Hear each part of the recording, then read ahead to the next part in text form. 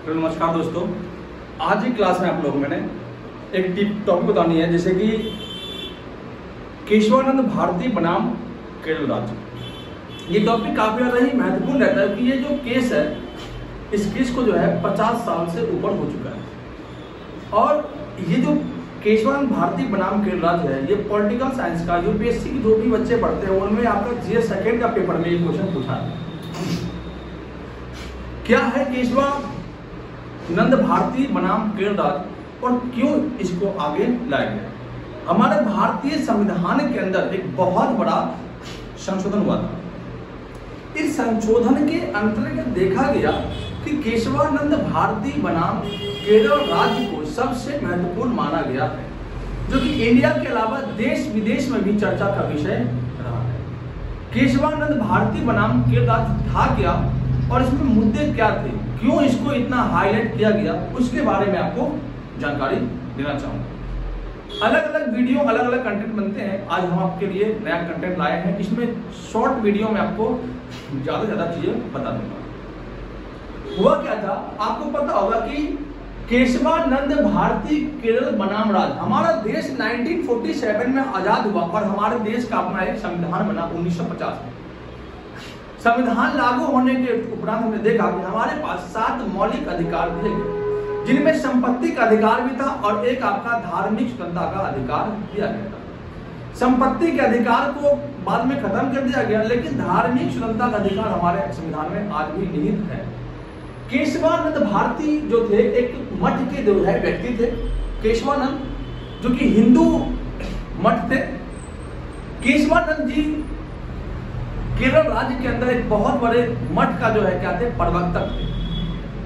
उन मठों के जमीनों को जो है सरकार जो था छीनना शुरू कर दिया। छीनना शुरू इसलिए किया तो क्या आपको पता होगा, श्रीमती इंदिरा गांधी जी हमारे देश के बेहतरीन प्रधानमंत्री में गिने जाते हैं, ऐसा कहा जाता है। लेकिन उन्होंने जितने भी कार्य किए हैं वो संविधान के विरुद्ध किए। जितने संशोधन उन्होंने किए हैं, शायद आज तक कोई भी प्रधानमंत्री भी इतना संशोधन नहीं किया होगा जितना संशोधन हमारे इंदिरा गांधी ने किया। ये मामला उस टाइम 1973 की है और 1970 हमने देखा कि भूमि अधिग्रहण नियम आया था। भूमि अधिग्रहण के तहत हमने देखा कि लोगों के जिसके पास जमींदारी व्यवस्थाएं थी, उन जमींदारी व्यवस्था में जमीनों को छीनना शुरू कर दिया था ताकि आम लोगों को भी जमीन मिल सके।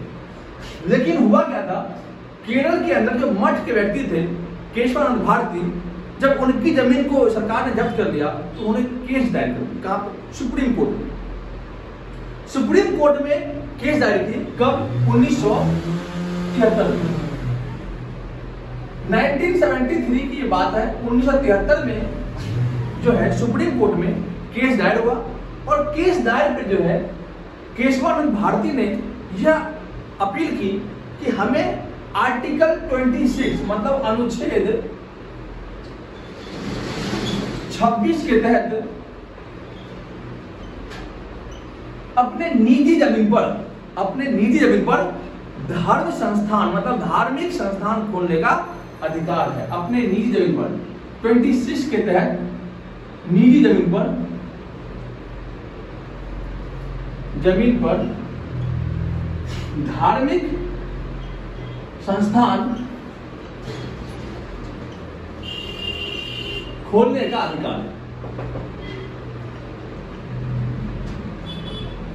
है।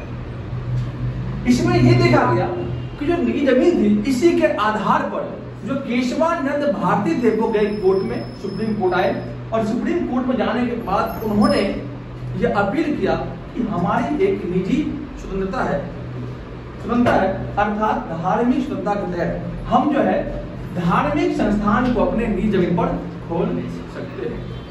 लेकिन श्रीमती इंदिरा गांधी ने भूमि अधिग्रहण के तहत हमारे जमीन को छीन लिया गया।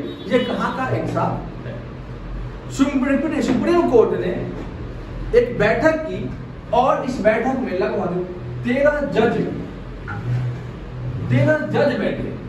ये बहुत बड़ी बात है। आज के इतिहास में कभी भी 13 जजों की बैठक नहीं हुई है जितनी बड़ी बैठक आपके केशवानंद भारती बनाम राज्य में हुआ था। 13 जजों में से हमने देखा वोटिंग हुई 7/6 का। 7/6 मतलब 7% जो है वोटिंग हुई थी केशवानंद भारती के मामले में और 6% वोटिंग हुई थी आपके इंदिरा गांधी में। इंदिरा गांधी ने सीधे सीधे तौर पर धमकी दिया उन जजों को जितने भी, जिनमें आपके जस्टिस कई सारे जज थे, उनमें एमएन सिद्धि भी थे, सिरकी भी थे और भी कई सारे जज हुए थे। उन जजों को चैलेंज दिया और कहा कि जो भी जज केशवानंद भारती के पक्ष में फैसला सुनाएगा वो आगे अपना अंजाम देख लेगा। जिस कारण से जैसे ही केशवानंद भारती के मामले में कोर्ट ने फैसला किया, 70 दिन की कुल बैठक हुई थी। 70 दिन तक लगातार जज जो है इस पर काम करने शुरू कर दिए थे। इसके अलावा लगभग 701 पन्नों में ये केस दायर हुआ और केस के बाद ये तय हुआ कि जो है केशवानंद भारती जी जो है इस केस के पक्ष में है। इंदिरा गांधी ने जज को जो है रिटायर कर दिया। बहुत सारे जज इस फैसले से नाखुश होकर के अपने इस्तीफा दे दिए, क्योंकि इंदिरा गांधी ने धमकी दिया जजों को। क्योंकि जज जो थे कुछ, एक जो पहला जज था सिरकी नाम था उनका, नाम बोल रहा था चौथा था, उन्होंने क्या किया, अपने रिटायरमेंट से पहले फैसला सुना दिया, लेकिन वो जज जो है इस्तीफा दे दिया और भारती जो है केशवानंद भारती केस को वहीं पे रोक दिया। फिर जाकर के इंदिरा गांधी ने अपने कठपुतली जज को वहां पर बैठा दिया। जजों का यही मानना था कि इंदिरा गांधी ने जितने संविधान में संशोधन किए वो लीगल नहीं है। जजों को कहना है कि संसद को यह अधिकार नहीं दिया गया है क्योंकि बाबा साहब भीमराव अंबेडकर ने यह प्रावधान दिया था कि मूल संविधान के ढांचों में संशोधन नहीं होगा।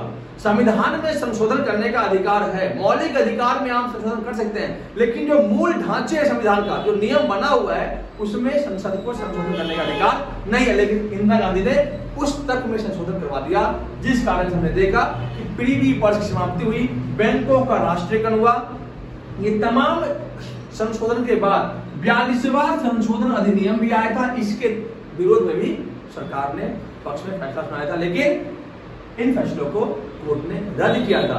तो केशवानंद भारती मामले में हमने देखा कि कोर्ट ने फैसला सुनाया इनके मामले में, केशवानंद भारती वाले में, लेकिन इंदिरा गांधी का मानना था कि जमीन जो है हम केशवानंद भारती को नहीं देंगे, इसलिए सब जजों को ही हटा दिया पद से और नए जज अपॉइंट करके क्या हुआ, राज्य सरकार ने अपनी जमीन को अधिग्रहण कर लिया। केशवानंद भारती तो हार गए, लेकिन हमारा संविधान जीत गया और ये दिखा दिया कि हमारे मूल संविधान में कभी संशोधन नहीं हो सकता। काफी बड़ी मशक्कत के बाद इस फैसले को आगे बढ़ाया गया और ये आज के टॉपिक में आपके यूपीएससी के मेंस में पेपर सेकंड में जो है पॉलिटिकल में काफी ज्यादा इंपॉर्टेंट रखता है।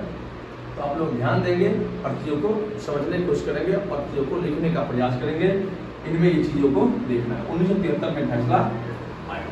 वीडियो अगर पसंद आया तो लाइक और शेयर जरूर करें। धन्यवाद।